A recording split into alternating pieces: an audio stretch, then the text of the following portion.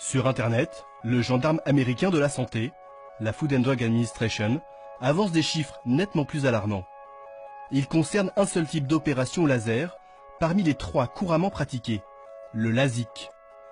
Après une intervention, 35% des patients souffriraient d'effets de halo et 28% seraient victimes d'éblouissement.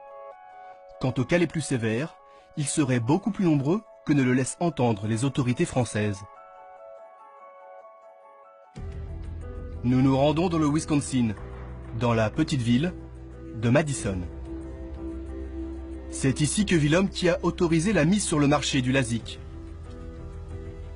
Il y a 15 ans, Maurice Waxler prend sa retraite de la Food and Drug Administration. Mais des victimes le contactent. Elles lui reprochent d'avoir autorisé l'utilisation de cette technique qui a détruit leur vie. Waxler rouvre le dossier et découvre que médecins et fabricants ont menti aux autorités américaines. On ne connaît pas les vrais chiffres, parce que les chirurgiens refusent de les communiquer. Ils les cachent. On se retrouve avec plus de 20 millions de personnes opérées dans ce pays, sans savoir combien sont des bombes à retardement.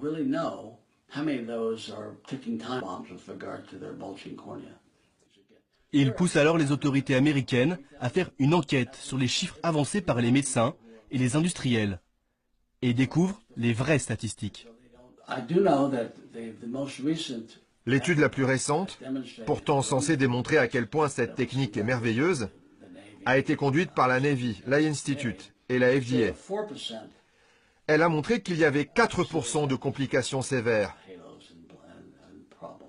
4%. Et ça, c'est dans le meilleur cas de figure. Je vous parle d'une étude financée par l'industrie et par la FDA, par des gens qui ont intérêt à présenter les meilleurs résultats possibles au public. Et ils découvrent tout de même 4% de problèmes graves.